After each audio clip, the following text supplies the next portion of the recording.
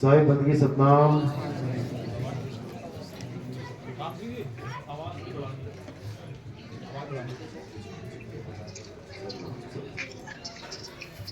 साहिब बंदगी सतनाम। तो आज जयपुर में परम पिता परमात्मा के मूल ज्ञान का प्रचार प्रसार होने जा रहा है।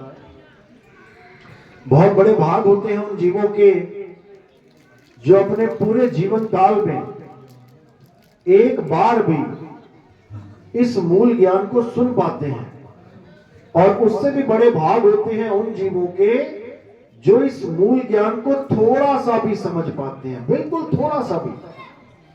क्यों? क्योंकि सुनना आसान है, आए बैठे 1 घंटा सुन के घर वापस चले गए, लेकिन इसको समझना बहुत मुश्किल है।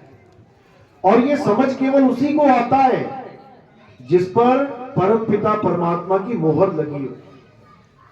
अगर मोहर नहीं लगी है तो आपको कुछ समझ में आने वाला नहीं है। ये सत्संग की पहचान है। जैसे कौवे के घोंसले में कोयल के बच्चे होते हैं, और जब कोयल आके अपनी मधुर वाणी सुनाती है, एक बार भी सुनाती है ना, तो वहीं पर कोयल के बच्चे एकदम जागृत हो जाते हैं। वो आवाज कौवे के बच्चे को नहीं समझ में आएगी। कौवे के बच्चे के सामने वो कूहू कूहू करती जन्म बिता दे, तब भी उसके समझ में नहीं आएगी। और कोयल का बच्चा एक आवाज सुन के अपनी मां के पीछे पीछे चला जाता है, कौवे के घोंसले को छोड़ के। ये महिमा है सत्संग की, ये सबके समझ में नहीं आती है।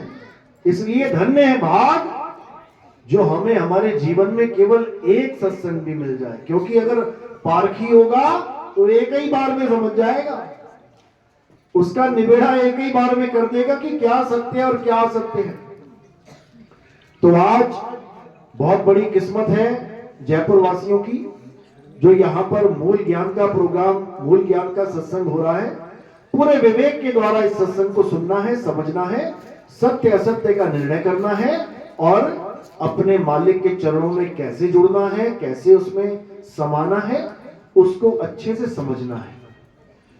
तो सत्संग शुरू करने से पहले परमात्मा के नाम पे जयकारा लगाएंगे। बोलिए परमपिता परमात्मा की, सतगुरु बंदी छोड़ कबीर साहेब की, सभी संतों की, सभी भक्तों की, आज के आनंद की, सकल हंस को बंदगी साहेब बंदगी सतनाम। तो कबीर साहब समझा रहे हैं कि जब से ये दुनिया बनी है, जब से ये जग बना है, जब से इसमें जीव आए हैं, ये जीव एक बार भी अपने असली घर, अपने मालिक के घर वापस नहीं जा पाए। जब से ये आए हैं तब से लेके आज तक पता नहीं कितने युग बीत गए।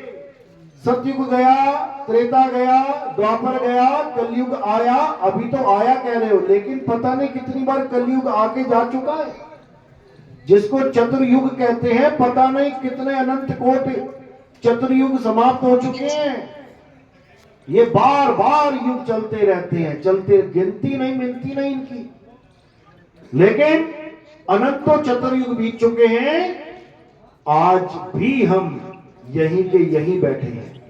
इसका मतलब अनंतों युग बीत गए, लेकिन हम अपने घर वापस नहीं जा पाए। अब बस इतना समझना है कि क्यों नहीं जा पाए, कारण क्या है, क्या कुछ कमी रह गई। सतयुग आया, सतयुग में ब्रह्मा विष्णु महेश जी की पूजा हुई, बहुत से जीवों ने करी, हमने भी की होगी, लेकिन मुक्ति नहीं हो पाई। फिर त्रेता आ गया, त्रेता में बहुत सी भक्तियां चली, हवन यज्ञ पूजा पाठ मंत्र जाप, क्या नहीं चला, सब कुछ चला, हमने सब कुछ किया, फिर भी वापस आ गए। द्वापर में कृष्ण जी आए, कृष्ण जी बहुत ज्ञान दिया, गीता दिया, सब कुछ दिया, हमने भी खूब पूजा पाठ करी, लेकिन फिर क्या हुआ? फिर वापस कलयुग में आ गए।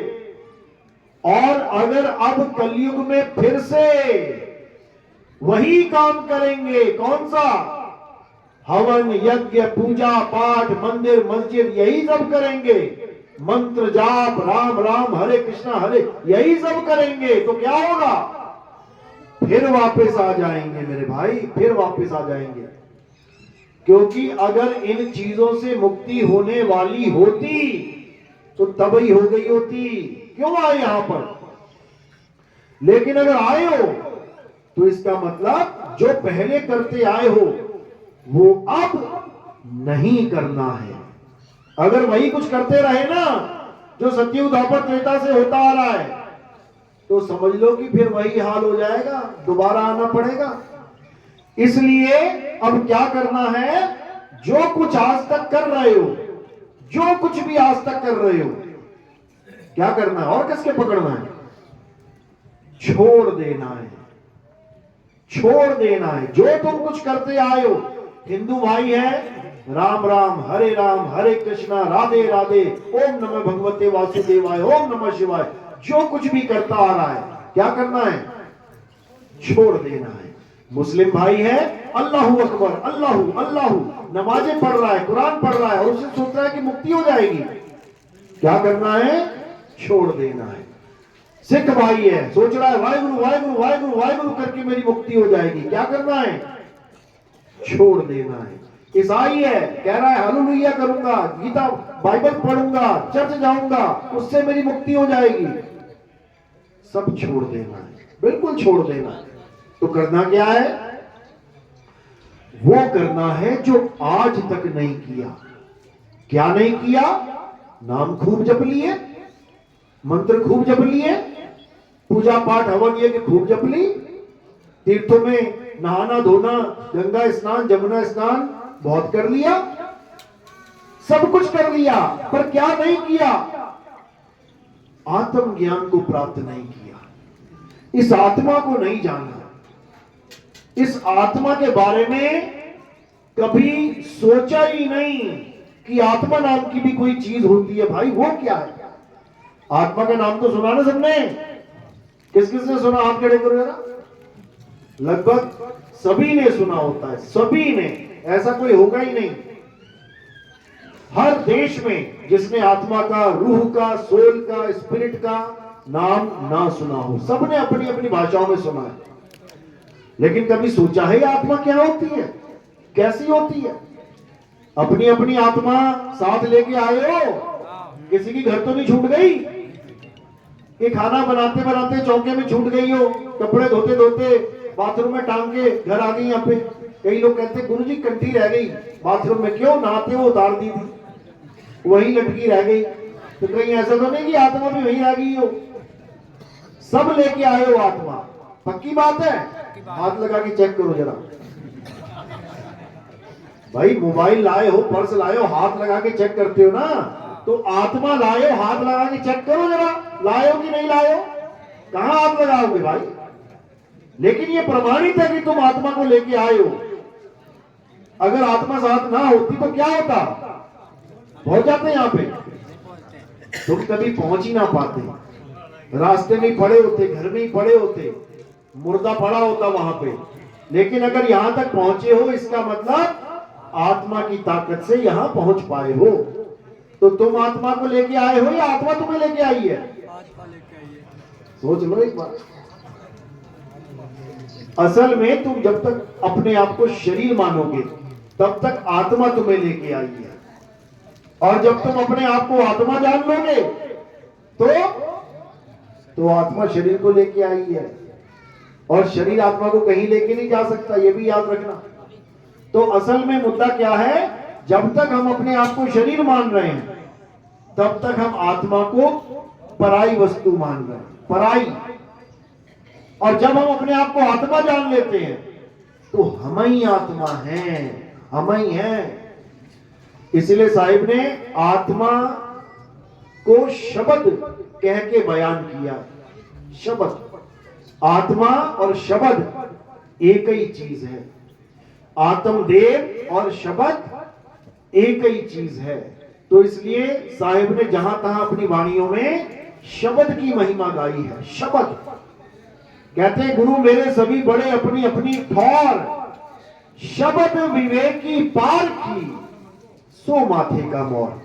इसका मतलब ये नहीं कि शब्द विवेकी पारखी का मतलब जो कबीर साहब के शब्दों को अच्छे से खोल रहा है या अच्छे से उसको गा रहा है या अच्छे से उसको समझा रहा है तो वो शब्द पारखी हो गया।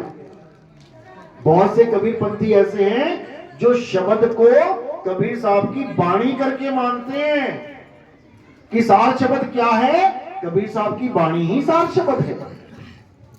सार शब्द क्या है? सार शब्द निर्णय का नामा, यानी कबीर साहब की वाणी का जो निर्णय कर देगा उसी को सार शब्द कहते हैं। बिल्कुल नहीं। सार शब्द क्या है? सार शब्द तुम्हारा आत्म स्वरूप है, उसी को सार शब्द कहते हैं, उसी को सतनाम कहते हैं। सत्य नाम है सार, बूझो संत विवेक करी, उतरो भव जल पार, सतगुरु का उपदेश यही। कह रहे सत्य नाम है सार।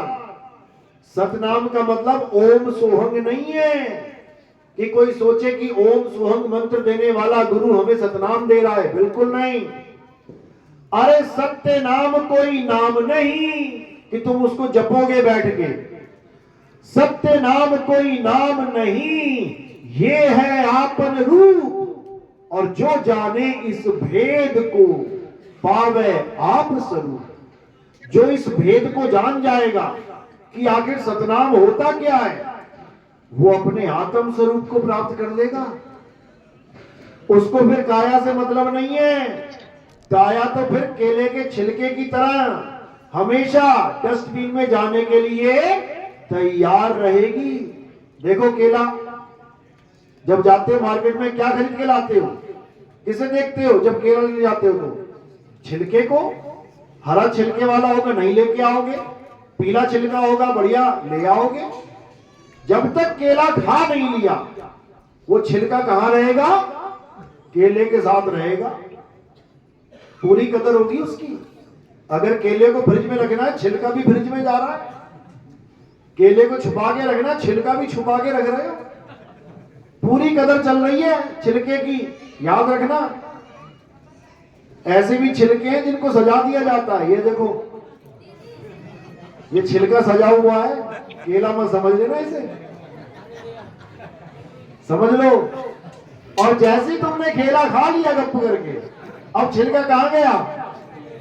अब गया डस्टबिन में। यही महिमा है उस आत्मदेव की कि जब तक वो तुम्हारे साथ है तब तक तुम्हें सोफे पे बैठाया जाएगा, गद्दों पे लिटाया जाएगा, गाड़ियों में घुमाया जाएगा। और जैसे ही आत्मदेव से ये छिलका अलग हो गया, फिर क्या करेंगे? इसको जलाया जाएगा, इसको दफनाया जाएगा, इसको खत्म कर दिया जाएगा। ये महिमा है उस आत्मदेव की, समझ लो। और हम अपनी आत्मा को ना जानकर केवल केले के छिलकों को पकड़ के बैठे हैं, समझ लो। यानी तुम्हारे सारे रिश्ते नाते, ये मेरी माँ, ये मेरा बाप, ये मेरा बेटा, ये मेरी चाची, ये मेरा चाचा, केवल इसीलिए चल रहा है ये ड्रामा क्योंकि आत्मा है। और जैसे ही आत्मा ने अलग कर दिया शरीर को, कोई मामी नहीं, चाची नहीं, कोई ताई नहीं, उठाओ और जलाओ, खेल खत्म। तो इसलिए कबीर साहब समझा रहे हैं कि इससे पहले कि तुम उस आत्मदेव से अलग हो जाओ, उसको जान लो, उसको पहचान लो। कौन जानेगा? सुरत जानेगी। क्यों? क्योंकि सुरत ही आत्मदेव से जुड़ा हुई पड़ी है अज्ञानता में। और किसके साथ होली? इस गाया के साथ होली। इसीलिए परमात्मा दूर है, इसीलिए परमात्मा हमसे दूर है, क्योंकि हमारा ध्यान परमात्मा में नहीं है, हमारा ध्यान काया में लगा हुआ है। सूरत परमात्मा के साथ नहीं है, सूरत काया के साथ जुड़ी पड़ी है, संसार में फंस गई है। इसीलिए साहिब कह रहे हैं, सूरत फंसी संसार में, तासे पड़ गई दूर, और सूरत बांध स्थिर करो, आठों पहर हुजूर। आठों पहर। सच्ची भक्ति और झूठी भक्ति यानी अधूरी भक्ति में क्या फर्क है? जो सच्ची भक्ति होती है वो आठों पहर की भक्ति होती है। आठों पहर यानी दिन में 2 घंटे, 2 घंटे, 4 घंटे। कई गुरु तो ऐसा कहते हैं ना, दिन में 2.5 घंटे भजन करना है, और 2.5 घंटे भजन करना है तो 21.5 घंटे के क्या करना है? फिर माया का भजन करना है। यानी आठों पहर यानी 24 घंटे एक ही काम करना है तुमने। याद रखना, एक ही काम, 2 नहीं है वहां पे। और जो अधूरी भक्ति होती है वो टाइम टू टाइम होती है। अरे 5 बज गए, चलो चलो चलो आरती करेंगे, आरती करेंगे। अरे 10 बज गए, चलो भैया आरती करेंगे। अरे 11 बज गए, चलो अब नाम जपेंगे। ये नहीं होती है कि पता लगा नाम जप रहे, डेढ़ 108 हो गए, चलो जी काम छूट गया। गुरुजी मैंने एक माला कर ली, बहुत बढ़िया। अब क्या करेगा? अब माया में घूमेगा, अब फिर सूरत फंसेगी। इसलिए अब क्या करना है? अब उस भक्ति को जानना है जो आठों पहर चलेगी। आठों पहर जैसे पनिहारे अपना मटका सिर पे रख के चलना शुरू करती है। जब वो चलती है तो उसका ध्यान कहां है? मटके में। और उसके पैर कहां है? जमीन पे। उसकी नजरें कहां है? सड़क पे। समझो बात को।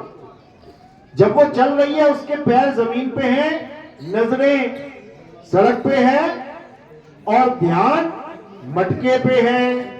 अब वो अगर 24 घंटे चलेगी तो उसके पैर कहां रहेंगे? 24 घंटे जमीन पे।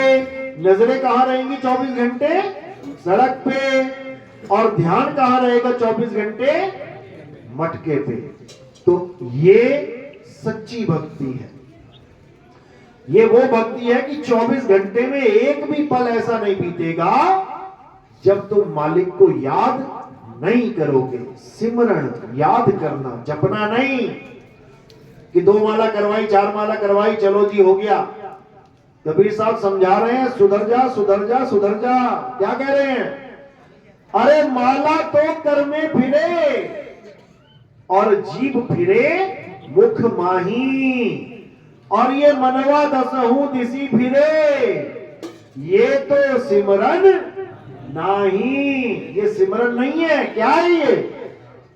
जाप है, जाप। सिमरन अलग होता है, जाप अलग होता है। जाप धर्म के अनुसार होता है। हिंदू धर्म का आदमी है तो क्या जपेगा? राम राम राम राम राम राम राम राम राम राम, हरे कृष्णा हरे राम हरे कृष्णा हरे राम, राधे राधे राधे राधे। मुसलमान है तो क्या जपेगा? अल्लाहू अल्लाहू अल्लाहू। सिख है तो क्या जपेगा? वाहिगुरु वाहिगुरु वाहिगुरु वाहिगुरु वाहिगुरु। ईसाई है तो वो अपना हिसाब से जपेगा। लेकिन इन चारों में से कोई भी सिमरन करना नहीं जानता, नहीं जानता। तो सिमरन करना बिल्कुल अलग चीज है और जाप करना बिल्कुल अलग चीज है। सिमरन करने से आपकी मुक्ति होगी और जाप करने से आप बंधन में पड़ोगे। इसीलिए साहिब ने बोला, मोह को कहां ढूंढे रे बंदे, मैं तो तेरे पास में, ना मैं जप में ना मैं तप में। जप और तप दोनों को खंडित कर दिया। ना मैं जप में ना मैं तप में और ना एकांत निवास में। मोह को कहां ढूंढे रे बंदे, मैं तो तेरे पास में। अब कह रहे खोजी होए तुरंत मिल जाऊं। कैसे खोजेंगे? खोजने का एक तरीका होता है, जैसे आपका पर्स गिर गया किसी रास्ते में, अब आप कैसे खोजोगे उसको? सबसे पहले आपको याद करना पड़ेगा कि मैं किस गली से आया था। मैं स्कूल से चला था, स्कूल में पर्स था, हाँ, लेकिन जब मैं घर तक आया हूं पर्स नहीं है। इसका मतलब पर्स कहां मिलेगा? कहां मिलेगा? उसी रास्ते में मिलेगा, वहीं पड़ा होगा कहीं ना कहीं। और ऐसा होता भी है, जैसे तुमने देखा रे पर्स कहां है, एकदम यू टर्न लेते हो, देख देख देख देख देख जाते हो गली में ढूंढते ढूंढते। और याद रखना उसी गली में जाओगे जिससे आए। ऐसा नहीं होगा आया मैं इधर से ढूंढने उधर चला जाऊंगा। आदमी बड़ा होशियार है, इसको समझ में आता है कि कहां पे चीज गिरी होगी। तो अब गुरु क्या करता है? गुरु तुम्हें सिमरन का रास्ता बताता है कि याद कर बेटा, याद कर। जहां से तू वस्तु को भूला है, वस्तु वहीं पड़ी है, नाम नहीं जपना है। जिस गली में वस्तु है वहीं पड़ी है जहां गिरी थी, तू बस यू टर्न लगा दे, केवल उलट जा तू। तो साहिब समझा रहे हैं, अरे वस्तु कहीं और ढूंढे कहीं, और कैसे लागे हाथ। गुप्त वस्तु तब मिले जब भेदी लीजे साथ। और भेदी लीना साथ में क्या करेगा? भेदी, भेदी तुम्हें उस वस्तु का स्थान बताएगा कि वो कहां पर है वस्तु, तब तुम्हें समझ में आएगी बात। तो कह रहे वस्तु लीनी, भेदी लीना साथ में, और दीनी वस्तु लखाए, और कोटि जन्म का पंथ था, पल में पहुंचा जाए। कहते करोड़ों जन्म लग जाते हैं उस वस्तु को ढूंढते ढूंढते ढूंढते ढूंढते, मिलती नहीं। लेकिन गुरु ने ऐसा दया कर दी कि अब वो वस्तु मुझे सहज ही प्राप्त होगी। और कैसे होगी? जप से नहीं, जपना नहीं है। अगर पर्स गिर गया किसी गली में और तुम यहां बैठ के पर्स पर्स पर्स पर्स जपते रहोगे, कोई और उठा ले जाएगा इतनी देर में। तो जल्दी से जल्दी बैक टर्न, यू टर्न लेना है। तो साहिब समझा रहे हैं, अरे उलट समानी आप में, और प्रगति ज्योति अनंत, साहिब सेवक एक संग, खेले सदा बसंत। कहते हैं जब भेदी गुरु मिल गया, उसने समझा दिया कि बेटा तेरी वस्तु तेरे पास है, कहीं भटकने की जरूरत नहीं है कि तेरी वस्तु किसी मंदिर में गिरी पड़ी है, या तेरी वस्तु किसी मस्जिद में पड़ी है, या किसी मक्का मदीना में या कहीं काशी में पड़ी है। बिल्कुल नहीं, बिल्कुल नहीं।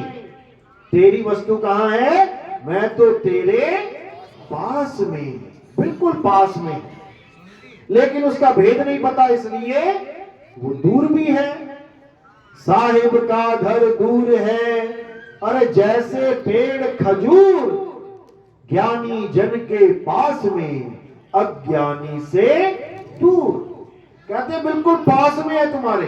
तुम किसी रिश्तेदार के घर चले जाओ, अब चाय बनाने लगो वहां पे, अब चीनी का डब्बा उन्होंने ऐसी जगह रख रखा है जो तुम्हें मिल ही नहीं रहा है, तो क्या पीना पड़ेगा वहां पे?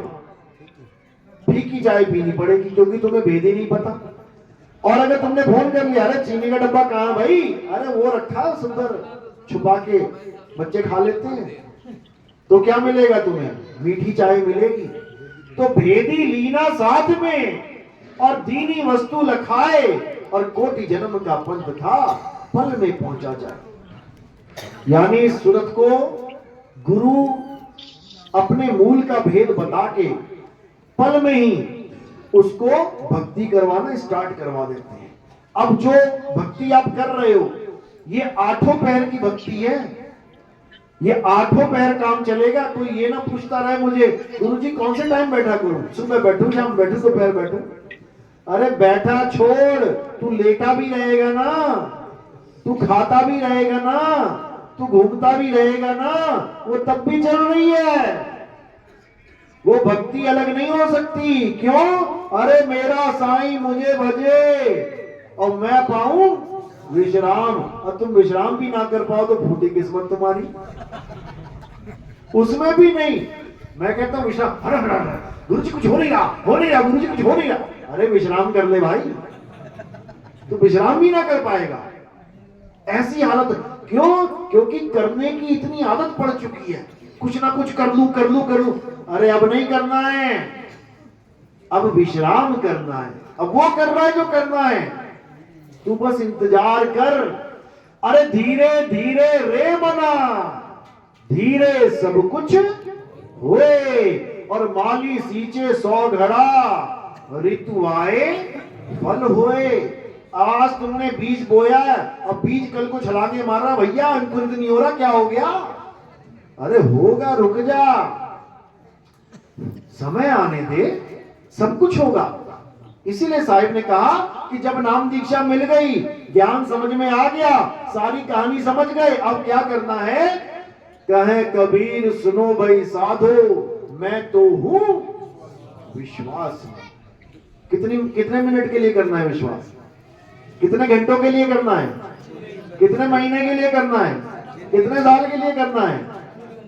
अंत समय तक।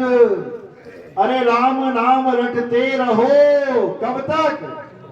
जब लग घट में प्राण, और कब हूं दीन दयाल के, भनक पड़ेगी कान।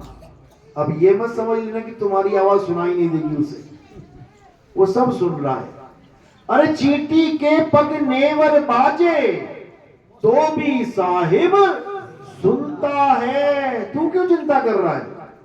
तू केवल टिक जा, टिक जा, बस टिकता ही नहीं है। क्यों? बिल्कुल उस बंदर की तरह। बंदर देखो, तुम कहो बंदर टिक जा भाई, कभी ऊपर कभी नीचे, कभी ऊपर कभी नीचे, कभी पाल के देख लेना, पता लग जाएगा। वो टिकता कब है? जब उसकी गर्दन बांध देंगे ना, उसके बाद टिक के बैठ जाएगा वहां पे, क्योंकि उसको पता है अब दौड़ने का कोई रास्ता नहीं बचा। इसीलिए जिसका मन अभी भी दौड़ रहा है, नाम लेने के बाद भी, समझ जाना फिर बंदर ही बनोगे जाके। अब बांध लो उसको अच्छे से, यानी द्वार धनी के पड़े रहो, और धक्का धनी का खाओ। कब हूं धनी निवाजी है, जो दर छाड़ना। हाँ, तो कितने दर छोड़ के जा चुके हैं पता है तुम्हें? जो दर छोड़ के चला जाता है, अपने माने में तो वो सोच रहा है कि मैं परम विवेकी हो गया, मैं इससे भी आगे बढ़ गया, मैं नितिन दास के भी ज्ञान से आगे बढ़ गया। और असली मायनों में क्या हो गया? अरे आगे खोजे तो गिर पड़े, और पीछे खोजे भुलाए। सार शब्द से आगे खोजे, बांधा जमपुर जाए। जमपुर की तैयारी करो भाई, क्योंकि जो तुम्हें एड्रेस बता दिया गया है वो फुल एंड फाइनल है। उसमें ना तो पौना इंचा कम, ना पौना इंच ज्यादा। याद रखना, जो तुम्हें बता दिया है वो अटल सत्य है। अब तुमने क्या करना है? उस अटल सत्य पे टिकना है।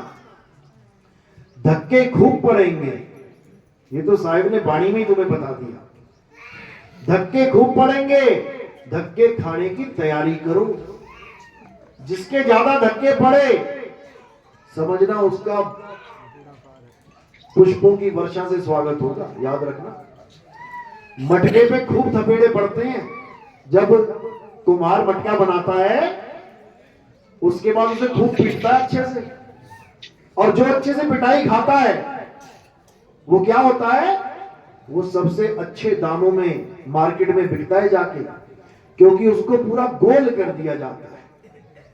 तो ये मालिक की महिमा है। जिसके ज्यादा थपेड़े बज रहे हैं, समझ जाना कि गोल हो रहा है बढ़िया से, और ऐसे करके निकालेंगे कि क्या बात है।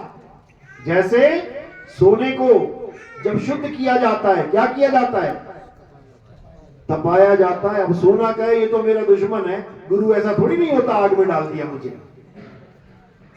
तो नितिन दास भी खूब थपेड़े मारता है अच्छे से। चेला वही है जो गुरु के थपेड़े सहे और अपने अंदर जो कमी है उसको ठीक कर ले, उसके बाद उसकी कीमत पड़ जाती है। हीरा भी घन की चोट खाता है। सोचो, जो महारानी के महाराजा के मुकुट पे जाके बैठेगा, पहले लोहे का घन खाएगा, वो ऐसे ही नहीं चढ़ जाएगा सिर पे।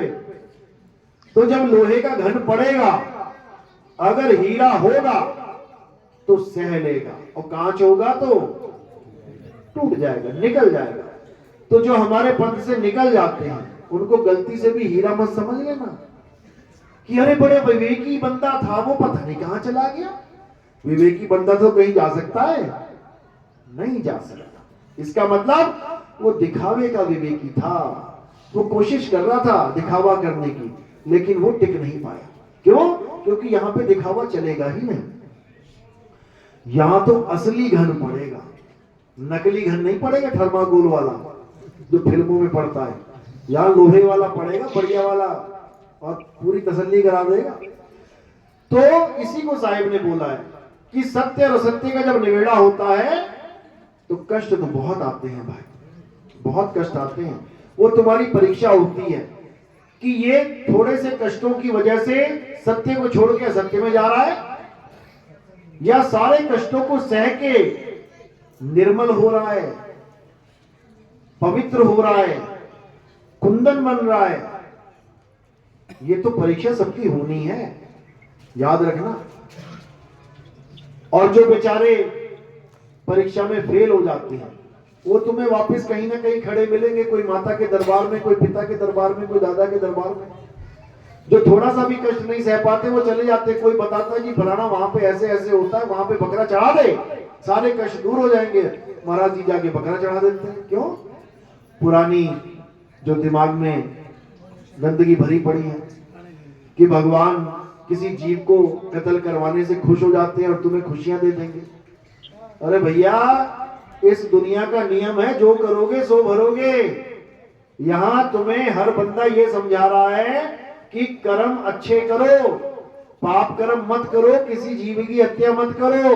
तो तुमने कैसे सोच लिया कि भगवान जीव हत्या से खुश हो जाएगा? ऐसा बिल्कुल नहीं है।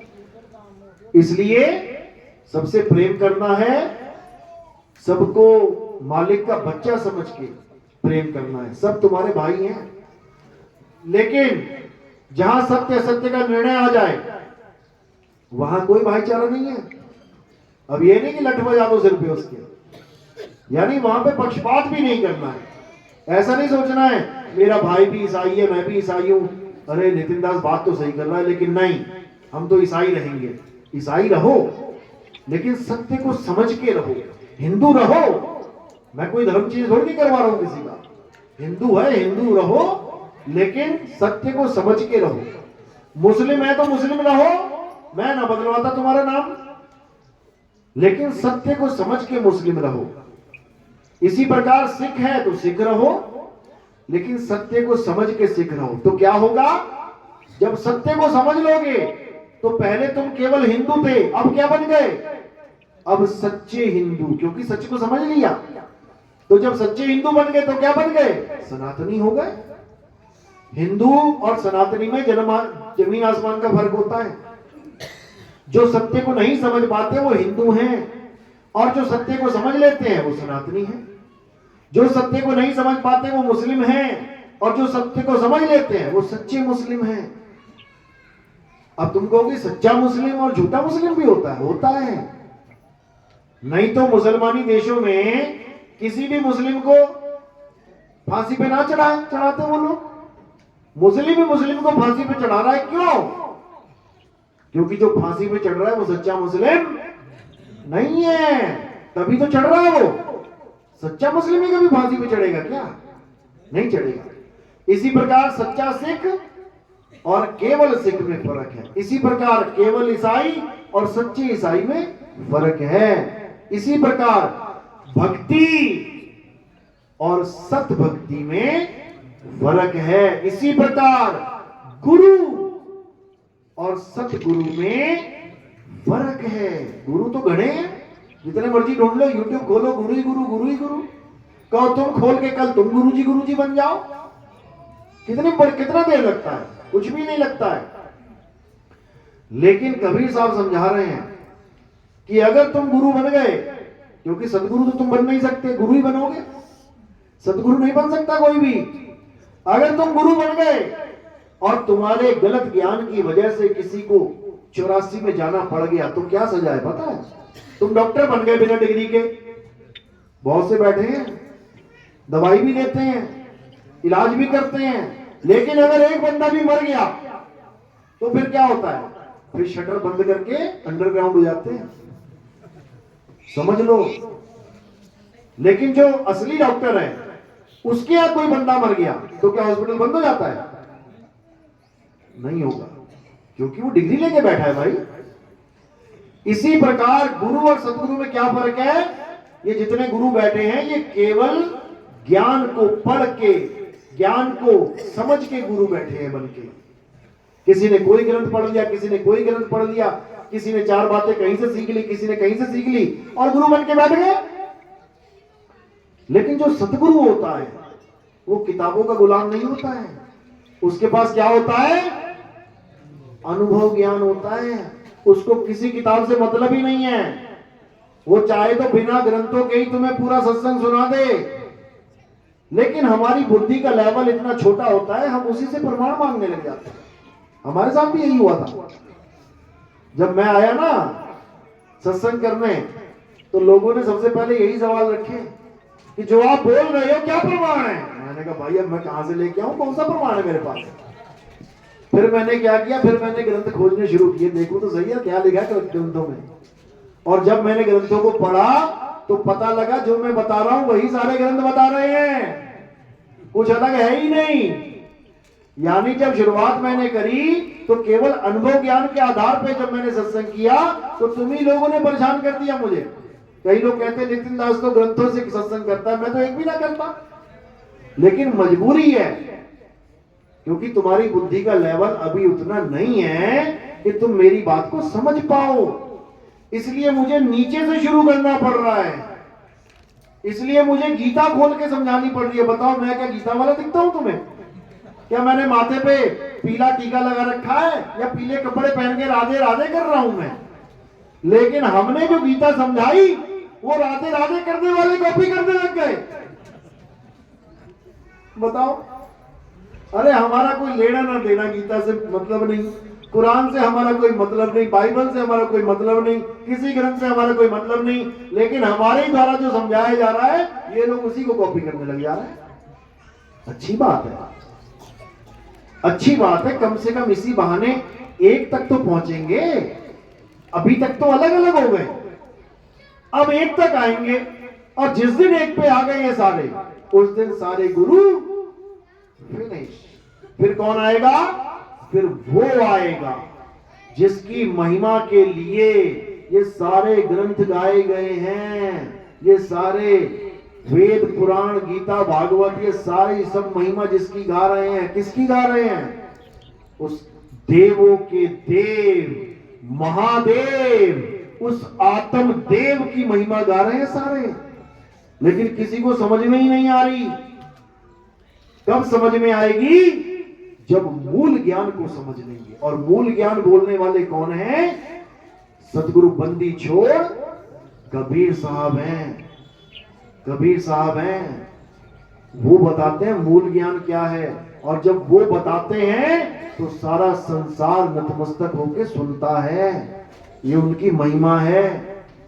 इसीलिए बोला गया है और ज्ञान सब ज्ञानड़ी, कबीर ज्ञान सो ज्ञान। और जैसे गोला तोप का खाली करे मैदान। तुम छुटपुटिया बंदूकों से लड़ोगे तो आज देख लो 1 साल हो गया यूक्रेन का और रूस की लड़ाई, 1 साल हो गया। 1 सेकंड में खत्म हो सकती है। कैसे? वो गोला आ जाए बस एक बार, एक ही गोले में स्वाहा, खत्म। लेकिन छुटपुटिया गोली चल रही है, साल छोड़ 10 साल चला ले। मैं ये नहीं कह रहा परमाणु बम मार देना वहां जाके, वहां ज्ञान का गोला चलेगा। क्योंकि उनके झगड़ा किस बात पे है? उस मैटर को सॉल्व कर दो। 2 भाई लड़ रहे हैं आपस में, तीसरा क्या कह रहा है? अरे एक अभी ना एक हो सकते, इनको कोई एक ना कर सकता। क्यों नहीं कर सकता? एक तरफ से आए हैं, एक घर में आए हैं, एक मां और एक पिता के बच्चे होके आए हैं, एक क्यों नहीं हो सकते? हो सकते हैं। कब? जब उनका मैटर सॉल्व हो जाए। वो जिस बीज को पेड़ बना के बैठे हैं उस बीज का नाश कर दे मेरे भाई। मैटर एक सॉल्व हो जाएगा, दोनों का झगड़ा खत्म। इसी प्रकार इस संसार में जितना भी ज्ञान चल रहा है और जिस ज्ञान की वजह से आपस में लड़ाई हो रही है, झगड़े हो रहे हैं, लठ बज रहे हैं, गोली चल रही, तलवारें चल रही हैं, क्या वो ज्ञान किसी काम का हो सकता है? किसी काम का। इसलिए उस ज्ञान को खत्म करने के लिए एक गोला आएगा और उस गोले का नाम क्या है? ब्रह्मास्त्र। सुना है? ब्रह्मास्त्र। बस ये ब्रह्मास्त्र की जगह ब्रह्मशास्त्र आएगा, यानी सबसे बड़ा शास्त्र आएगा और सारी दुनिया को एक कर देगा। उसी को बोला है कबीर ज्ञान, मूल ज्ञान।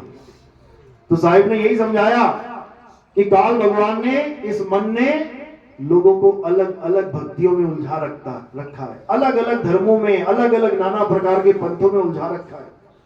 साहिब समझा भी रहे हैं कि 12 पंथ काल फरमाना और भूले जीव न जाए ठिकाना। फिर कह रहे 13वें पंथ हम ही चले आए, सब पंथ मिट के एक पंथ चलाए। कैसे आएंगे कबीर साहब? यहां पे ज्ञान रूप में आएंगे। कबीर सागर पढ़ो, उन्होंने वहां पर अपना क्या नाम बोला है? ज्ञानी जी। कि ज्ञानी जी यहां गए, ज्ञानी जी वहां गए, ज्ञानी जी इस देश में गए, ज्ञानी जी उस देश में गए, ज्ञानी जी इस लोक में गए, ज्ञानी जी उस लोक में गए। लोक तक नहीं छोड़ा, नाग लोक में गए, पितर लोक में, उसमें कुछ छोड़ा ही नहीं है, हर जगह गए। तो कैसे गए? ज्ञान रूप में। इसी को वाणियों में बोला भी गया है। कहते साहिब कबीर का सब घट वासा और गुप्त प्रगट कुछ अजब तमाशा। जहां संत तहां प्रगट भयऊ और जहां असंत गुप्त तहां रहूं। कोई ये ना सोचे कि सफेद कपड़े पहन के, सफेद चोला पहन के कोई भी कबीर पंथी है वो कबीर साहब का ही रूप है। गलती से भी ये मत सोच लेना। अपना भेद बता रहे हैं। जहां संत, संत का मतलब क्या होता है? संत का मतलब क्या होता है? संत का मतलब होता है सृष्टि का अंत। जो अपनी सृष्टि का अंत कर दे वही संत है। सृष्टि कहां है? सृष्टि कहां है? यही सृष्टि है। ये सृष्टि है तुम्हारी। आप मरे जग प्रलय हुई। जिस दिन तुम्हारी ये सृष्टि खत्म हो जाएगी, तुम्हारे माँ बाप भाई बहन तुम्हारे लिए खत्म हो गए। जैसे पिछले जन्म में तुमने सृष्टि खत्म करी, शरीर छोड़ा, अब बताओ तुम्हारे पिछले जन्म के माँ बाप कहां हैं? बताओ जरा। कौन सी गली में घर है, कौन सा शहर है जहां माँ बाप तुम्हारे बैठे रो रहे होंगे? भूल गए, क्योंकि आप मरे जग प्रलय हुई। जैसे तुम्हारा ये शरीर खत्म होता है, ये शरीर जिस भी लोक में है वो लोक खत्म हो जाता है। जैसे तुम स्वप्न में चले जाते हो, स्वप्न लोक में खूब लड्डू पेड़े बर्फी खा रहे हो, खूब नोटों की शैया पे सो रहे हो, खूब मजे कर रहे हो। जैसे ही सपना खुल गया, सपना टूटा, कहां पे आ गए? अपने असली वाली चारपाई पे, जहां पर एक भी नोट नहीं बिछा है। और कहां से आए हो? जहां नोटों की बारिश हो रही थी, लड्डू पेड़े सब कुछ रखा हुआ था। अब कहां है वो? खत्म। क्यों? क्योंकि वो सृष्टि तुमने खत्म कर दी तो उस सृष्टि का लोक भी खत्म हो जाता है। वरना आदमी का बस चले ना, सपने में लॉटरी जीत जीत के टोकरे भर भर के यही लेके आ जाए। अगर इसका बस चले, होता यही है। वहां पर भी, यहां भी सुख दुख भोग रहा है, सपने में भी सुख दुख भोग रहा है, लेकिन यहां का सुख वहां और वहां का दुख यहां नहीं ला सकता। दिक्कत ये है। तो इसी को साहिब समझा रहे हैं कि गुरु तो बहुत हैं, अरे बहुत गुरु हैं जगत में, और कोई न लागे तीर, सभी गुरु बह जाएंगे। जागृत गुरु कबीर। कहते सब गुरु बह जाएंगे। कहां बह जाएंगे? 84 की धारा में बह जाएंगे। मेरे सतगुरु पकड़ी बाण, नहीं तो मैं बह जाती। तो काहे नाले में खड़ी थी? काहे बह जाती? बह जाती। ये 9 दरवाजों में से बह जाती, लेकिन साहिब ने बांह पकड़ ली, अब ना जाती। तो इसी प्रकार जो अधूरा गुरु होता है, भले वो कितना ही ज्ञान क्यों ना दे रहा हो, लेकिन उसके ज्ञान से जीव का कल्याण नहीं होता तो कहां जाएगा? अरे झूठा गुरु अजगर बना, 184 जाए, सारी संगत चींटी बनी, तोड़ तोड़ के खाए। वो चला जाएगा 84 में, और उसके बाद लाखों की जो भीड़ बना के बैठा हुआ था, अब वो लाखों चींटियां बन जाएंगी, और उसके बाद ऐसी खाल उधेड़ी जाएगी उसकी जीते जी कि याद करेगा वो कि मैंने क्या गलती कर दी, क्या गुनाह कर दिया मैंने। इसलिए YouTube के माध्यम से फिर एक बार संदेशा भेज रहा हूं सब गुरु लोग को। अच्छी बात है, जितना ज्ञान दे दिया दे दिया, अब इस आत्म ज्ञान को समझ लो, अपने चेलों का भी कल्याण करवाओ, अपना भी काम जो है सिद्ध करो, अपना भी कल्याण करो, और इस मूल ज्ञान को, इस आत्म ज्ञान को पूरे विश्व में प्रचार करो। मैं ये नहीं कह रहा कि तुम अपनी गुरुवाई छोड़ दो, ठीक है, कई लोग साधु बन जाते हैं, अब कहते हैं गुरुजी का पैंट कमीज पहनाओगे क्या दोबारा? उनको टेंशन यही रहती है, दाढ़ी लंबी सी करवा ली, गुरुजी दाढ़ी कटवाओगे क्या? राजेश खन्ना कहने लग जाएंगे लोग। है, हुआ है हमारे साथ, बताया लोगों ने कि कम से कम दाढ़ी तो रामपाल जी के तो वो भी साफ हो जाता है सब मामला। उनको लगा यार यहाँ पर भी साफ हो जाएगा, तो ऐसा नहीं है। वो पीछे बाबा जी बैठे हैं, हमारे शिष्य हैं, बाबा जी को बाबा जी रहने देंगे, कोई दिक्कत नहीं है। लेकिन अपना और अपने शिष्यों का कल्याण करवाओ। हमारे गुजरात में भी कई ऐसे शिष्य हैं जिनके हजारों शिष्य हैं, उन्होंने खुद भी नाम लिया और अपने शिष्यों को भी नाम दिलवाया, कोई दिक्कत नहीं है। अब बुढ़ापे में कौन सा मैं रिक्शा चलवाऊंगा तुमसे? ठीक है, तुमने जितना काम किया, जितनी मेहनत करी, उसका तुम्हें इनाम मिलेगा, ऐसी बात नहीं, नहीं मिलेगा। लेकिन तुम इस वैर विरोध में रहो कि अरे ज्ञान तो सही दे रहा है नितिन दास, लेकिन अगर मैंने नाम ले लिया तो मेरे चेले छोड़ के उसके पास चले जाएंगे। बेटा छोड़ तो तू एक दिन दुनिया भी जाएगा, चेले तुझे क्या छोड़ेंगे? तू ही चेलों को छोड़ के निकल लेगा, नहीं निकलेगा तो बता दे। लेकिन तब तू दोषी होके निकलेगा, तब तू दोषी होके निकलेगा कि सच को जानने के बाद भी अपने स्वार्थ के कारण तूने सत्य को स्वीकार नहीं किया, नहीं तो तेरे कारण हजारों उन जीवों को इस मुक्ति का भेद समझ में आ जाता। लेकिन जो हमारे साथ जुड़े हैं, धन्य भाग है उन गुरुओं के, उन संतों के, जिन्होंने वक्त रहते ये समझ लिया कि हमें सतगुरु नहीं मिला था, जिन्होंने ये समझ लिया और मूल ज्ञान के साथ जुड़ के आज हर जगह प्रचार चल रहा है। अभी आपको नहीं दिखाई देगा क्या हो रहा है।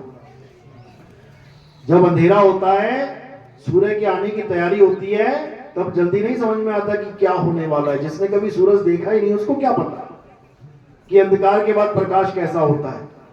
लेकिन देखते देखते देखते देखते देखते बंदा कहता बाप रे बाप, ये क्या हो गया, अंधेरा कहां चला गया। तो इसी प्रकार साहिब ने क्या बोला कि जब वो मूल ज्ञान आएगा, जब वो सत्य ज्ञान आएगा, तो सारे संसार का अंधकार खत्म हो जाएगा, ये सारा अज्ञान बह जाएगा। इसीलिए मदन साहब के ग्रंथ में ये लाइनें लिखवाई गई, कबीर साहब ने बोली कि चौथी गद्दी होई अवतारा, ताका चरित्र विदित संसारा, हम ही उनके सिर बैठ में आई और वासे पार कोई नहीं पाई। लोग कहते हैं कि नितिन दास अपने सिर पे फूल रखवा के आरती करवाता है अपनी। अरे मेरे भाई, अगर नितिन दास अपनी आरती करवाता होता ना तो अपने चरणों में फूल रखवाता। मेरे सिर पे रखने का क्या मतलब है? क्या तुम किसी के सिर पे रख के आरती करते थे आज तक? कभी नहीं। ये उसकी महिमा है कि नितिन दास उसकी आरती करवाता है, जो सिर पे बैठा हुआ है ये उसकी आरती चल रही है। और ये ग्रंथों में प्रमाणित है कि जब आखिरी अवतार आएगा तो उसकी महिमा होने से पहले उसकी पूजा आरती शुरू हो जाएगी। ये भविष्य मालिका में लिखा हुआ है, समझ लो। आज से कितने 100 साल पहले ये उस शब्द गुरु की तरफ जिक्र है, मेरी तरफ मत देखो। तो तुम मुझे मरवा दोगे फालतू में। ये शब्द गुरु की महिमा है कि उसकी आरती लोग करेंगे बिना उसे जाने, बिना उसे पहचाने। राम जी की आरती हुई राम जी को पहचानने के बाद, कृष्ण जी की पूजा हुई सारी लीलाएं करने के बाद। अब शब्द गुरु की आरती क्यों हो रही है? क्या हो गया तुम्हारे साथ? क्या करवा दिया उसने तुम्हारे साथ? कोई लीला दिखाई क्या? लेकिन फिर भी आरती हो रही है। ये महिमा है उसकी, यानी बिना कुछ किए ही वो महिमा पाएंगे। ये भविष्य मालिका में दर्ज है, मैंने नहीं लिखा भैया, उड़िया भाषा में लिखा है। मुझे ना आती उड़िया, लेकिन सब धर्मों में उसकी महिमा गाई गई है। ईसा मसीह महिमा, ईसा मसीह के धर्म वाले ईसाई महिमा गा रहे हैं।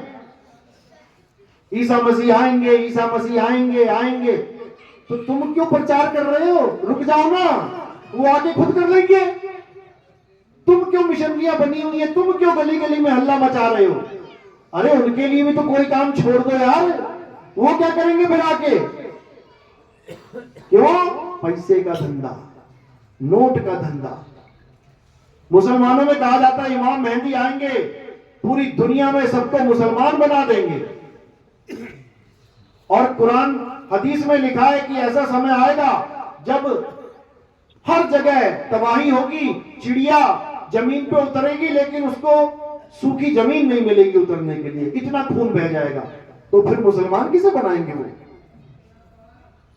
ये सारे मरी जाएंगे तो वो मुसलमान किसे बनाएंगे भाई? किसी को समझ में नहीं आ रही, क्योंकि ये गुप्त भेद हैं। ये इसलिए लिखे जाते हैं, भविष्य इसलिए बताया जाता है। हमारा भी एक भविष्य पुराण है, पता है ना? कल की अवतार नाम सुना किसी ने?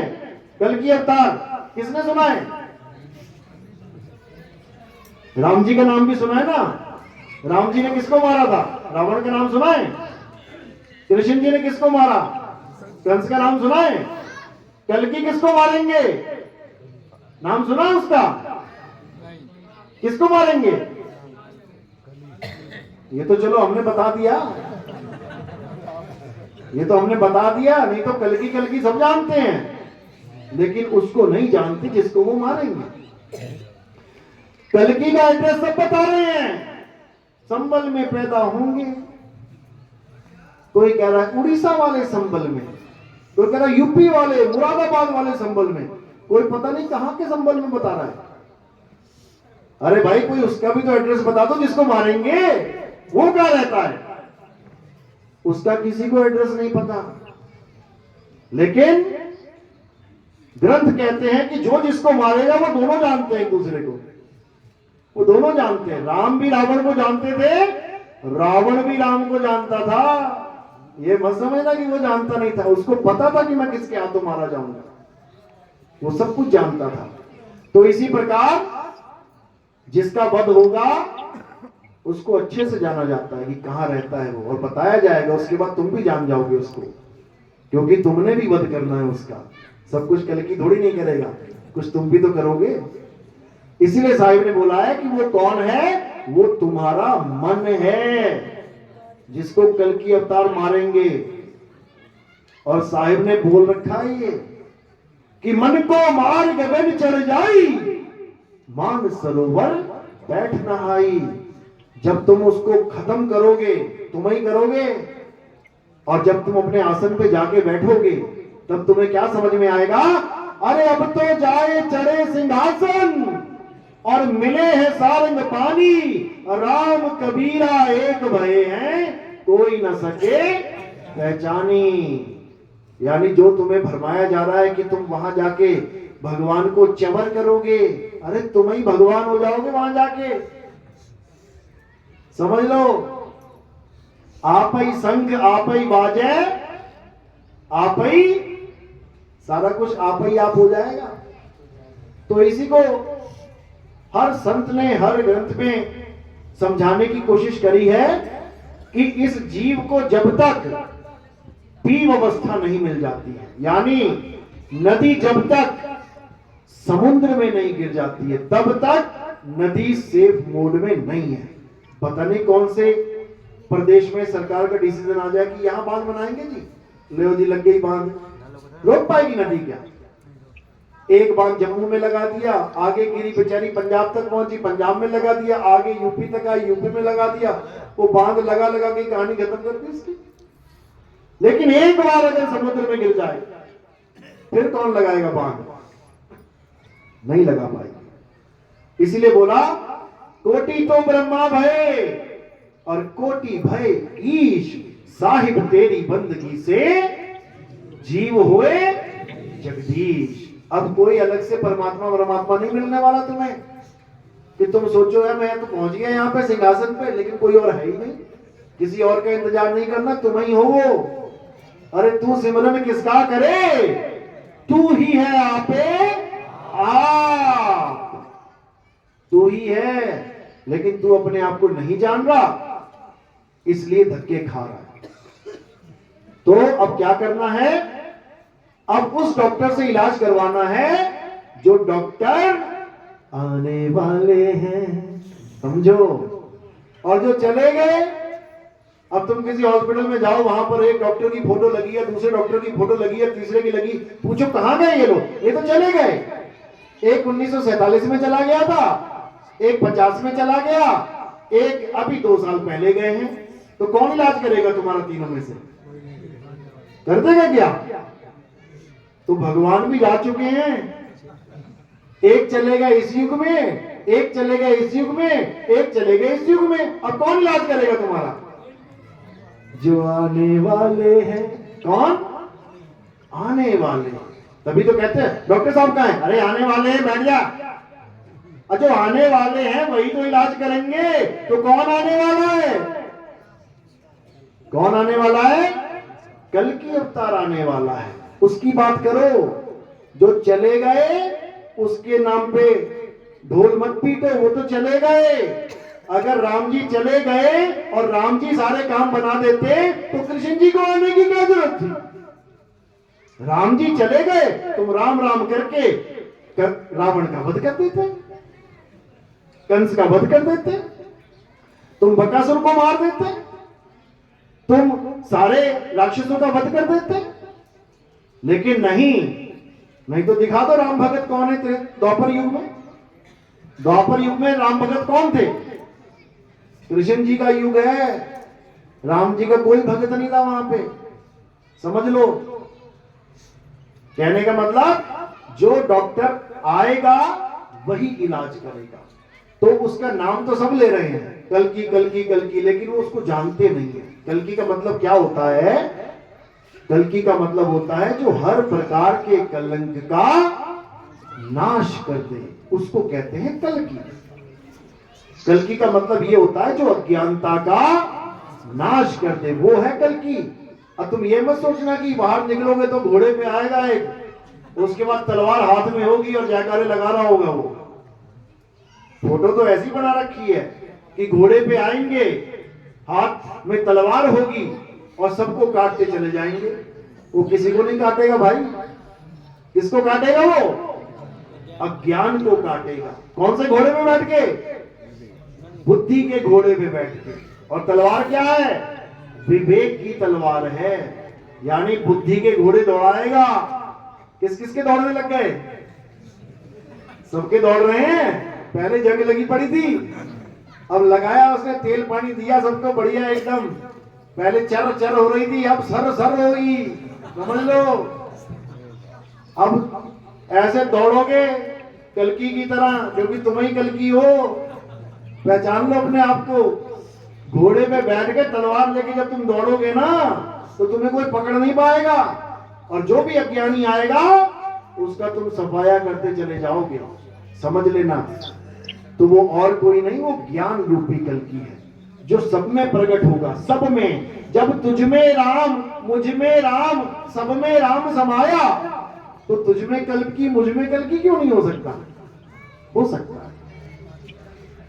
अब ये मत समझना कि तुम ही कल्कि हो, तुम ही कल्कि हो, याद रखो इस बात को। इसमें भी 2 भेद हैं, यानी एक होता है अपना कल्याण करना ज्ञान के माध्यम से, एक होता है ज्ञान के अहंकार में डूब के मर जाना। समझ लो, ज्ञान भी मोक्षदायक है, ज्ञान ही बर्बाद करने वाला भी है। रावण के पास भी ज्ञान था तो उसको मोक्ष प्रदान कर दिया क्या? उसको बर्बाद करके चला गया। और भक्तों के पास भी ज्ञान होता है, उससे उनका कल्याण होता है। तो हमने ऐसे ज्ञान को प्राप्त करना है जिससे हमारा कल्याण हो। ऐसे ज्ञान को नहीं प्राप्त करना कि जिससे हमारा सर्वनाश हो जाए, बिल्कुल भी नहीं। क्योंकि ज्ञान को हजम करना बहुत मुश्किल होता है मेरे भाई, याद रखना। जिसको ये मूल ज्ञान थोड़ा सा भी मिल गया ना, वो कहता है मुझसे बड़ा चौधरी इस दुनिया में कोई है ही नहीं। याद रखना इस बात को। तो इसलिए डॉक्टर कई बार टेस्ट करता है, कोई इंजेक्शन देना होता है और खतरा होता है कहीं इसको रिएक्शन ना हो जाए, तो पहले एक बूंद डालते हैं उसके अंदर। एक बूंद जाते ही थोड़ी देर डॉक्टर बैठाता है, बैठ जा भाई, टिक जा। 2 मिनट 3 मिनट 5 मिनट के बाद पूछता है, हाँ उल्टी तो नहीं आ रही ना, हाँ खुजली तो नहीं हो रही ना, कोई चक्कर तो नहीं आ रहा ना, अब क्या करेगा? अब पूरा इंजेक्शन ठोक देगा अंदर। तो मैं बता रहा हूं कि अभी तक जो ज्ञान अभी आया है, ये अभी एक बूंद आया है, और इस बूंद के बाद देखो कितनों को खुजली होने लग गई, कितनों को चक्कर आने लग गया, कितने तो हवा में उड़ने लग गए। ये एक बूंद का असर है। अभी जब इंजेक्शन ठोकूंगा ना तो पागल हो जाएंगे वो लोग। अभी केवल एक बूंद दी है मैंने, उस एक बूंद में ऐसे नाच रहे हैं जैसे सब कुछ मिल गया हो। ये महिमा है, ये मालिक की महिमा है, समझ लो। ये महिमा है उस समुद्र की कि तुम्हें एक गिलास में ही तृप्ति मिल जाती है। कितना कितना पानी पीते हो? एक समुद्र पी जाओगे क्या एक बार में? तुम्हारी तृप्ति एक बूंद से ही हो जाएगी, समझ लो। लेकिन उस एक बूंद को हजम करना है, बदहजमी मत कर देना, कहीं उल्टी काम हो जाए तुम्हारा, बर्बाद हो जाओगे। तो इसीलिए साहिब समझा रहे हैं कि सत्य और असत्य का निबेड़ा करना सीखो। बहुत से ऐसे लोग आएंगे अब तुम्हारे सामने जो ये कहेंगे नितिन दास तो आत्मज्ञानी है, परमात्म ज्ञानी नहीं है। तुम्हें तो आत्मा की साधना करवाई जा रही है, परमात्मा की साधना नहीं करवाई जा रही है। उनसे केवल एक सवाल पूछ लेना कि आत्मा और परमात्मा में भेद क्या है, आत्मा कैसी है, परमात्मा कैसा है। वो क्या कहेंगे? परमात्मा और आत्मा आहार विहार करते हैं, यानी खाना भी खाएंगे साथ में बैठ के एक थाली में, और घूमने भी जाएंगे कंपनी बाग में। आत्मा और परमात्मा दोनों ये लोग कहते आ रहे हैं। अब हमारे सत्संग सुन के अब क्या कह रहे हैं? परमात्मा तो शब्द रूप है। तो उनको पूछो शब्द कहां टहलता है भाई? ये शब्द कहां टहलने जाता है? क्या शब्द भी टहलता है किसी के साथ जाके? कि आत्मा भी शब्द है, परमात्मा भी शब्द है, दोनों टहलने जा रहे हैं। टहलने का काम देह का है, इस शरीर का काम है खाना पीना, टहलना, हंसना, बोलना, रोना, ढोना। ये आत्मा परमात्मा का काम नहीं है। लेकिन लोगों को नहीं समझ में आता, नहीं समझ में आता, क्या किया जाए। लेकिन जो मालिक का हंस होता है, जो विवेक से भरा होता है, उसको कोई माई का लाल हिला नहीं सकता, ये उसकी पहचान है। लेकिन जो बेचारा अभी बच्चा है विवेक में, जैसे शेर और लकड़बग्घे का अगर युद्ध हो जाए, कौन जीतेगा? शेर ही जीतेगा। लेकिन शेर के बच्चे का युद्ध हो जाए लकड़बग्घे से तो मारा जाएगा। यानी लकड़बग्घा शेर से पंगा नहीं लेता, शेर के बच्चों को फोन कर करके सुनाता है क्या? याद रखना, वो शेर के मोबाइल पे कभी मैसेज नहीं भेजेगा, वो शेर के बच्चों के नंबर ढूंढता है। देखो जरा यूट्यूब में नंबर पड़ा है कोई? क्योंकि उसको पता है कि बच्चे को मारा जा सकता है, लेकिन शेर के आगे दहाड़ा नहीं जा सकता। याद रखना इस बात को। दहाड़ेंगे तो क्या हुआ, तो मिमियाते भी नहीं है बेचारे। तो इसी को मैं समझाता हूं बार बार कि जिस दिन तुम शेर के बच्चे से शेर बन गए, यानी पूर्ण विवेकी बन गए, फिर याद रखना तुम्हारा नंबर भी ब्लॉक ही मारेंगे वो लोग। फिर उनको पता है भाई ये ना हिलने वाला, इसका कुछ होने वाला नहीं है, क्योंकि इसका जो होना था हो गया। समझ लो, दूध को दही बनाया जा सकता है, दही को मक्खन बनाया जा सकता है, मक्खन को घी बनाया जा सकता है, और घी को क्या बनाओगे बताओ जरा। यानी जो उसका होना था अब हो लिया, अब तू भैया अगला रास्ता देख, दूध को ढूंढ, घी को छोड़। तो इसी प्रकार जब सत्य ज्ञान इस संसार में आ जाता है तो सारे धर्मों के झगड़े, सारी जात पात का भेद, ऊंचा नीचा, बड़ा छोटा, ये सब खत्म हो जाता है। और वैसे भी जात पात तो कुछ है ही नहीं।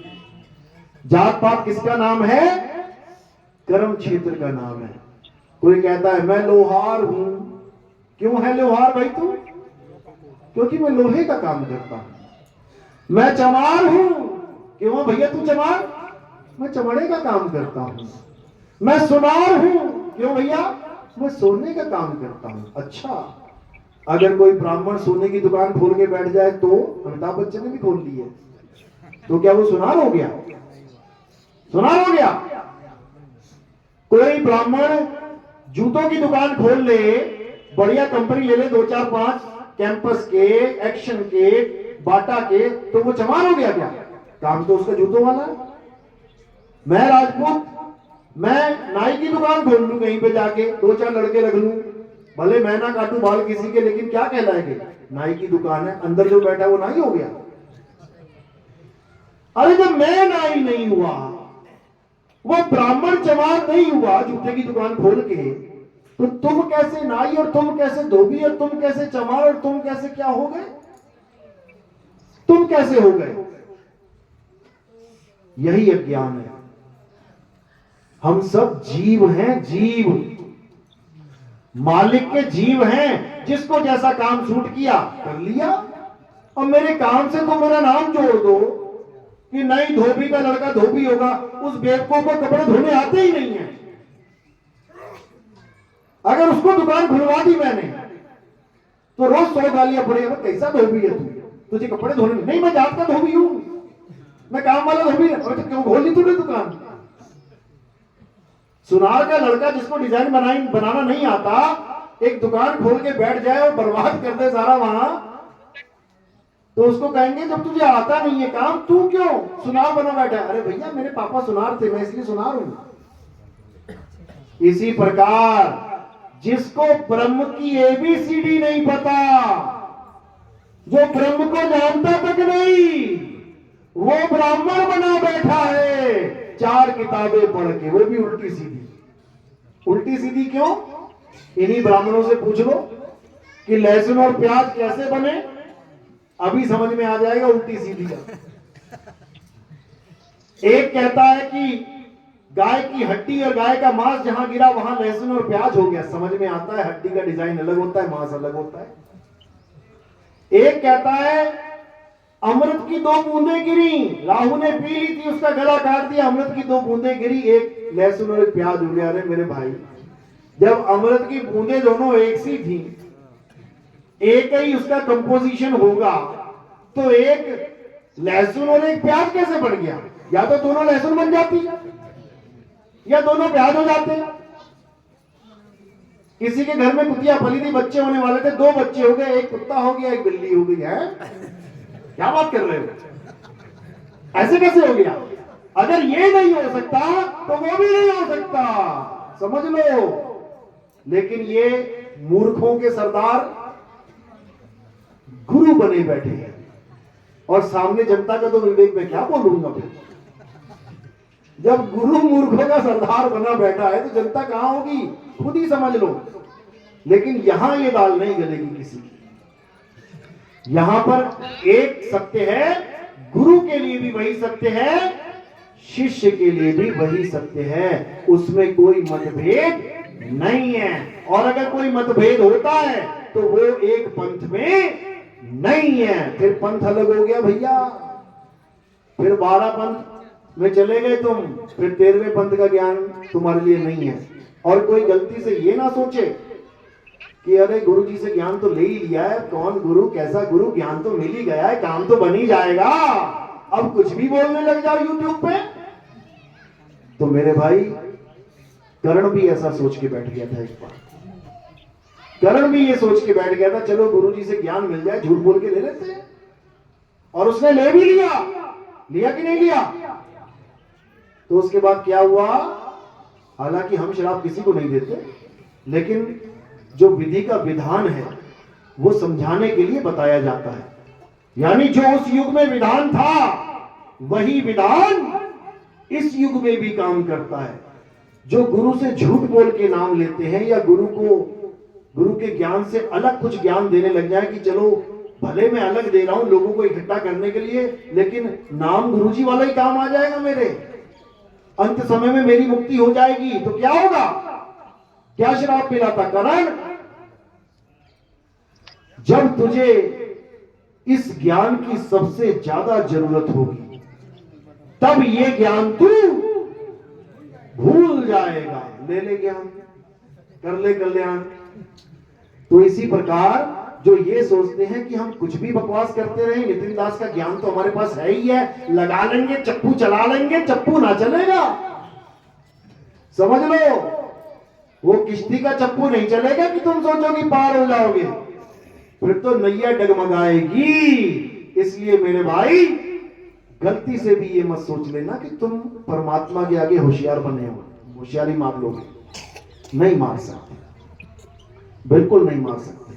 इसीलिए गुरु की महिमा गाई गई है कि गुरु को कीजिए दंडवत, कोटि कोटि प्रणाम, कीट न जाने भृंग को, गुरु कर ले आप समान। अब गुरु को तो भृंगी के साथ खड़ा कर दिया, जोड़ दिया गया, और चेलों को क्या बना दिया? कीट पतंगे। समझ लो। लेकिन आजकल के चेलों को कह देना अरे कीट पतंगे, तो वो कहेंगे हमें भैया ऐसा गुरु चाहिए जो हमारी इज्जत करे। समझ लो, मैं ये नहीं कह रहा कि हम कीट पतंगे बोलेंगे किसी को, लेकिन आज के टाइम में चेला ऐसा गुरु ढूंढ रहा है कि गुरु मेरी इज्जत करे। समझ लो इस बात को। असल में इज्जत वो जीव नहीं चाह रहा है गुरु से। कौन चाह रहा है? मन चाह रहा है।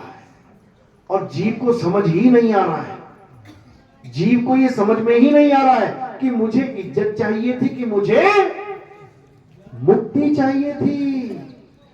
जिसको फांसी होने वाली है वो क्या कह रहा है? जो उसको खाना देने आ रहा है, हो इज्जत से दिया कर भाई, इज्जत से कर मेरी बात। और ये नहीं पता लटकने वाला है थोड़े दिनों में, जो लटकने वाला है वो इज्जत ढूंढ रहा है, इज्जत ढूंढ रहा है वो। लेकिन याद रखना है कि इस बार तुम्हें ऐसा गुरु मिला है जो तुम्हारी छोड़ो अपनी इज्जत नहीं करता, वो बेइज्जती में खुश है। निंदो निंदो मोको लोग निंदो, अरे निंदा जन को बहुत प्यारी, निंदा बाप निंदा महतारी। समझ लो, यहां इज्जत नहीं मिलेगी किसी को, अच्छे से धोया जाएगा। तो इसी को समझना है, यानी कि हमने मान सम्मान अपमान से ऊपर आ जाना है। अगर तुम मान अपमान सम्मान से ऊपर नहीं आ पाए तो समझ लेना कि तुम एक अदृश्य शक्ति की कैद में हो, और उस अदृश्य शक्ति का नाम है अलग निरंजन। याद रखना। इसलिए मीटर बता रहा हूं तुम्हें, मीटर। जैसे तुम बाइक चलाते ना, तुम्हें कोई कहे कि 100 की स्पीड में आना, तो क्या देखते आते हो? पेड़ कितनी तेजी से जा रहे हैं पीछे, या जमीन कितनी जल्दी जा रही है पीछे, क्या देखते हो? मीटर देखते हो। पेट्रोल लेने जाते हो ना, तो क्या देखते हो? थोड़ा देखते हो सामने वाले का जो पेट्रोल डाल रहा है, सुंदर है कि काला है कि पीला है, मीटर देखते हो। तो इसी प्रकार एक मीटर देता हूं मैं तुम्हें, तुम्हें पता लगता रहेगा कि तुम कितने आजाद और कितने बंधन में हो। जब बहू को सास की बात से गुस्सा आता रहे तो समझ जाना अभी तुम जाल में फंसे हुए हो। जब सास को बहू की बातों से गुस्सा आता रहे तो समझ जाना कि अभी बेटा काल के जाल में ही हो। जब तुम्हें किसी की भी बात से गुस्सा आने लगे, अब ये नहीं कि वो तुम्हें कुछ गलत काम कर रहा है तुम गुस्सा ना करो, यानी कि जब तुम्हारे मान सम्मान की बात आती है, कोई तुम्हारा अपमान कर देता है और तुम उसको सह लेते हो, तब समझना कि अब तुम्हारा हाजमा बहुत परफेक्ट हो रहा है। अब तुम बिल्कुल सही ट्रैक पे जा रहे हो। हाँ, अति की भली न बरसना, अति की भली न चुप। अति का भी इलाज है हमारे पास, ऐसी बात नहीं है, लेकिन शुरुआत ऐसे ही होनी चाहिए। यानी एक्शन का रिएक्शन एक साथ नहीं करना चाहिए। कई लोग कहते हैं हमारे घर में झगड़े बहुत होते हैं, क्या करें जी? झगड़े इसलिए होते हैं क्योंकि एक्शन का रिएक्शन बहुत जल्दी हो जाता है तुम्हारा। 10 दिन का गैप दे दो, केवल 10 दिन छोड़ो, 1 दिन का गैप ले लो कि आज जो बात हुई है तुमने पलट के नहीं बोलना है, कल को बोल देना। जो तुम आज जवाब देना चाहते हो आज मत देना, कोई बात नहीं, कल को दे देना। देके देख लेना, दोनों ट्राई कर लेना। जो आज तुम जवाब दे दोगे तो आज बात का बतंगड़ बन जाएगा, और जब तुम कल जवाब दोगे उसी बात को दोहराओगे, कहो जो आज गलत बोल रहा है कल माफी मांग ली तुमसे कि माता जी गलती हो गई। एक दिन वो यही सोचती रहे कि यार सासू माँ कुछ बोल ही नहीं रही है, ऐसा क्या हाजमा बढ़िया हो गया इसका, कुछ बोल ही नहीं रही है, आज तक तो फटाक से बोल देती थी। वही कल को अपनी गलती का एहसास करके कहो माफी मांग ले। तो जब युगों युग तक इंतजार किया लोगों ने, बाली को मारा, बाली ने 1 युग इंतजार किया, तब आके कृष्ण जी को मारा उसने। तो तुम 1 दिन का इंतजार कर लो, सारा मैटर सॉल्व हो जाएगा। ये छोटी मोटी कहानियां मुझे मत सुनाया करो, मेरे पास बहुत बड़ी बड़ी वाली कहानियां हैं। ये तुम्हारी कहानियां सुनने का टाइम नहीं होता मेरे पास। आधे से ज्यादा फोन इसी में आते हैं, गुरुजी आज करवा चौथ का व्रत है, रख लो क्या? ऐसे फोन आते हैं, गुरुजी आज ग्रहण लग रहा है, कर लूं क्या जो करते थे? अरे भाई ये हमारा काम ही नहीं है, इसी काम में रहना तो यहां क्यों आए हो? तो अब आगे बढ़ना है। आगे बढ़ने वालों को विवेकी कहा जाता है, पीछे बढ़ने वालों को अविवेकी कहा जाता है, मूर्ख कहा जाता है। तो आगे की बातें जानकर अब पिछली क्लास में मत बैठो। तुम्हारा बच्चा स्कूल जाता है, जब शुरू शुरू में कितने खुश होते हो तुम, मेरा बेटा स्कूल जाने लगा, स्कूल जाने लगा। और अगर 10 साल उसी क्लास में रहे तो कहोगे मर जाने, आगे क्यों नहीं जाता? यही मरेगा क्या? 10वीं में मरेगा 10 साल, अरे आगे क्यों नहीं जाता? वही हाल तुम्हारा है, सारी उम्र मंदिर में ही रहोगे क्या? अरे आगे क्यों नहीं जाते? सारी उम्र मस्जिद ही जाओगे क्या? अरे आगे क्यों नहीं जाते? सारी उम्र पूजा पाठ करते रहोगे क्या? अरे आगे क्यों नहीं जाते? तो आगे कहां जाना है? आत्मज्ञान में आना है, आत्मज्ञान को जानना है। हे अर्जुन, जो अपनी आत्मा में रमण करते हैं, जो अपनी आत्मा में तृप्त हैं, जो अपनी आत्मा में संतुष्ट हैं, अपनी आत्मा में, अर्जुन मेरी आत्मा के पीछे मत पड़ जाना, अपनी आत्मा के बोला गया है। जो अपनी आत्मा में रमण करते हैं, आत्मा में रमण करना है, रेत में रमण नहीं करना। वृंदावन में एक जगह है, उसका नाम रखा है रमण रेती। रेत में रमण कर रहे हैं, अरे रेत में तो 84 लाख में रमण करना ही है। 84 लाख में रेत में रमण करते आओ। कुत्ता कोई बेड पे थोड़ी सोता है, कि सुअर डंडल के गद्दे पे सोता है, कि गाय भैंस बढ़िया शानदार गद्दों पे सो रही है। रेत में ही रमण कर रही है। नाली के कीड़े से लेके बड़े से बड़ा हाथी रेत में ही घूम रहा है बेचारा। ये तो केवल एक इंसान है जो गद्दे पे सो रहा है मजे से। चाहे तो कुत्ते को भी सुला ले गद्दे पे, इतनी बड़ी महिमा है इंसान की। यानी रेत में रहने वाले को गद्दे में सुला ले, सड़क पे घूमने वाले को ऑडी में बैठा ले, ये इंसान की महिमा भी है भाई। लेकिन अपनी दुर्गति जो हो रही है उसको बर्बाद होने, उसको बचा नहीं पा रहा है, और जीवों के सोच रहा है कि उसको मैं थोड़ा बढ़िया जीवन दे दूं। पहले अपने बारे में सोचो। बचाता वो है जो पहले खुद बचा होता है। फौज में जब लड़ना सिखाया जाता है तो केवल गोली चलाना नहीं सिखाया जाता, बचना सिखाया जाता है। पहले बचोगे तभी तो मारोगे किसी को। और चौधरी बन के खड़े हो गए, मार गोली, ले मार दी, मर गया, अब क्या करें? तो डिफेंस बहुत जरूरी है। इसी प्रकार तुम्हारा भी डिफेंस बहुत जरूरी है। यानी सेफ मोड में आ जाओ। हवाई जहाज में यात्रा करोगे तो उसमें भी बोला जाता है कि अगर वायु का दबाव कम हो जाए, सांस ना आए, तो यहां से ये अपने आप गिरेगा नीचे, मुंह पे लगाने वाला मास्क दूसरों की मदद करने से पहले कृपया अपना मास्क अच्छे से पहन ले। पता लगा दूसरों को दबा रहा है, मास्क दिला रहा है, खुद ही बेहोश होकर गिर गया, फिर क्या होगा? इसलिए सबसे पहले तुम सेल्फ डिफेंस में आ जाओ। और सेल्फ डिफेंस कहां है? साहिब कहते हैं सूरत समाये शब्द में, वाको काल ना खाए। पहले तुम सेव हो जाओ, उसके बाद करो अपना जो करना। चलो, तो आज का सत्संग यही समाप्त करते हैं। किस किस को मेरी बात समझ में आई? कुछ पता भी लगा कि हवाई फायर चल रही थी ऊपर से? बहुत अच्छी बात है, बहुत बढ़िया।